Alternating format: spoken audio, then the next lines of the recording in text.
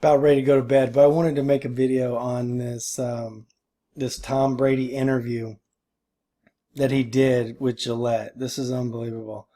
So he's talking about his wife Giselle, right? And he's talking about what she has him do and her, like, what she practices and all this. This is unbelievable. So listen to this. Any special thing you carried into the game Hold on. Sunday? Any superstitions? Going into the game? Any special thing you carried into the game on Sunday that you had tucked away somewhere? I did. I always, I've learned a lot from my wife over the years. She's so about the power of intention, and believing things that are really going to happen. And she always makes a little altar for me at the game because she just wills it so much. And so she put together a little altar for me that I could bring with pictures of my kids. And I have these little special stones and healing stones and protection stones. And she has me wear a necklace and take these drops she makes. And I say all these mantras. And I stopped questioning her a long time ago. I did. I just shut up and listened. And at first I was like, this is kind of crazy. And then about 4 years ago, we were playing the Seahawks, and she said, you better listen to me. This is your year, but this is all the things you're going to have to do to win. And I did all those things, and my God, it worked. It was pretty good. And then in 2015, it was about early January, and she said, you know how much I love you? And I said, yeah. And she said, I just want to let you know this is not going to be your year. Oh. And of course we lost. I said, what does 16 look like? And she said, 16 is going to be your year. So it was early January this year, and I said, babe, asking, do we have a chance? And she said, yeah, but you're going to have to do a lot of work, and you're really going to have to listen to me. So, man, I listened to her.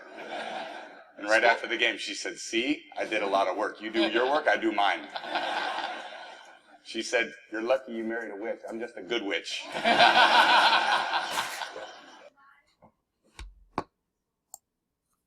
So what did Brady just say? He said his wife does mantras. Okay, well, what's the definition of mantra? Originally, in Hinduism and Buddhism, a word or sound repeated to aid concentration in meditation. A Vedic hymn, a statement or slogan repeated frequently. Environmental mantra that energy has for too long been too cheap. So it says the Wikipedia, right? Sacred utterance, anonymous sound, syllable, word, or phonemes, practitioners to have psychological and spiritual powers. Mantra meditation helps to induce an altered state of consciousness. Well, I mean, come on, guys. I mean, you don't have to be a Bible scholar to know that's not a good idea. But in case you weren't aware, the Bible directly warns against this. Matthew 6:7. But thou, when thou prayest, enter into thy closet, and when thou hast shut thy door, pray to thy Father which is in secret, and thy Father which seeth in secret shall reward thee openly. But when ye pray, use not vain repetitions, as the heathen do, for they think that they shall be heard for their much speaking. All right, there's no such thing as a good witch.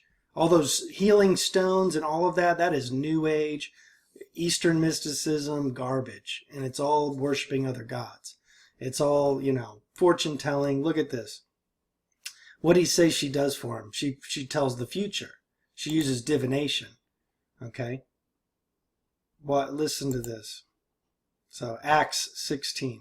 And a certain woman named Lydia, a seller of purple of the city of Thyatira, which worshipped God, heard us, whose heart the Lord opened, that she attended unto the things which were spoken of Paul. And when she was baptized, and her household, she besought us, saying, If ye have judged me to be faithful to the Lord, come into my house, and abide there. And she constrained us. And it came to pass, as we went to prayer, a certain damsel, possessed with a spirit of divination, met us, which brought her masters much gain by soothsaying. The same followed Paul and us, and cried, saying, These men are the servants of the Most High God, which show unto us the way of salvation. And this did she many days. But Paul, being grieved, turned and said to the spirit, I command thee in the name of Jesus Christ to come out of her. And he came out the same hour. And when her masters saw that the hope of their gains was gone, they caught Paul and Silas, and drew them into the marketplace unto the rulers, and brought them to the magistrates, saying, These men, being Jews, do exceedingly trouble our city, and teach customs which are not lawful for us to receive, neither to observe, being Romans. So did you see what that said? It says they brought the woman possessed with the spirit of divination brought her masters much gain by soothsaying. That's the same as fortune telling. All right, if you look it up. So Paul cast out this demon, unclean spirit, from the woman, and then the magistrates wanted them locked up because the masters saw that the hope of their gains was gone. So the masters were benefiting from these women who were doing the soothsaying, which is exactly what Giselle is doing. Then listen to this. So, hopefully I have it set up in the right spot. And they that conducted Paul brought him unto Athens, and receiving a commandment unto Silas and Timotheus, for to come to him with all speed, they departed. Now while Paul waited for them at Athens, his spirit was stirred in him, when he saw the city wholly given to idolatry. Therefore disputed he in the synagogue with the Jews, and with the devout persons, and in the market daily with them that met with him. Then certain philosophers of the Epicureans and of the Stoics encountered him, and some said, What will this babbler say? Other some, He seemeth to be a setter forth of strange gods, because he preached unto them Jesus in the resurrection. And they took him, and brought him unto Areopagus, saying, May we know what this new doctrine whereof thou speakest is? For thou bringest certain strange things to our ears. We would know therefore what these things mean. For all the Athenians and strangers which were there spent their time in nothing else, but either to tell or to hear some new thing. Then Paul stood in the midst of Mars Hill, and said, Ye men of Athens, I perceive that in all things ye are too superstitious. For as I passed by and beheld your devotions, I found an altar with this inscription, To the unknown God. Whom therefore ye ignorantly worship, him declare I unto you. God that made the world and all things therein, seeing that he is Lord of heaven and earth, dwelleth not in temples made with hands, neither is worshipped with men's hands as though he needed anything, seeing he giveth to all life and breath and all things, and hath made of one blood all nations of men. So what did Tom Brady's wife make him? An altar. What were they doing? They're being superstitious. I mean, this is what I'm saying when the Bible exposes everything around you.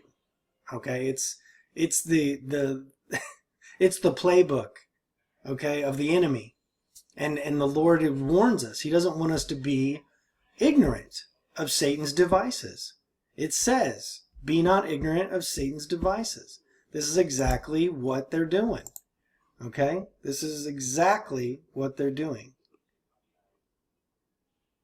And it's amazing to me, you shall make up no idols nor graven image, neither rear you up any standing image, neither shall you set up any image of stone in your land to bow down unto. That's idolatry. Everyone knows that. But it says, do not defile yourself with spiritists, with these mediums. It is a real power. It's something that they can manifest. So if you do any research on the occult and child abuse, the Bible talks about child sacrifice, child abuse, and that's what's happening behind closed doors. These people are grown up into it. A lot of these children grow up in households that do these practices. And I'm not saying that anyone who has a Buddha statue is doing this, but I'm saying at the highest levels of our society, there are people doing things you couldn't even, it says you wouldn't even want to bring up what they're doing behind closed doors. It says it's shameful to even bring them up. All right. Now, Tom Brady his dad brought him up kissing him on the mouth. Okay, that's disturbing to me. If my dad tried to do that to me, I would be very disturbed. Okay, that would not fly. All right, it's just not. That just wouldn't happen. But Tom's doing it to his son. Okay, Tom's bringing his son up to do the same thing. Okay, and I want to show you a short video about that. It's how this works. Grooming your children. Oh, hello. I was wondering if I could check my fantasy team. What do I get? I was wondering if I could check my fantasy team. What do I get? Everything comes at a cost, bud. That was like a peck. Look at this. Quarterback, Jack. Not Cam his Newton. dad. Cam Newton. Not his Having a dad. good game. Good pick. Cam Newton's having a good game. I mean, if that doesn't make your stomach turn, I don't know. Something wrong with you. You know, that's not right. And anybody who says different is just living in a dreamland. You know, this is how you groom children. All right, and there's many studies. You know, all I do is research stuff, and these occultists get something, some kind of ability or power out of these children, and then the children grow up and they become the same monsters that their parents were. Okay, or these people. And that's why Hollywood's, you know, infested with pedophiles. Okay, because they get something. There's some kind of spiritual element to it. You know, and this is Satan's world. Anything that's an abomination to the Lord is highly exalted to Satan. If you don't believe in Satan, I don't know what to tell you.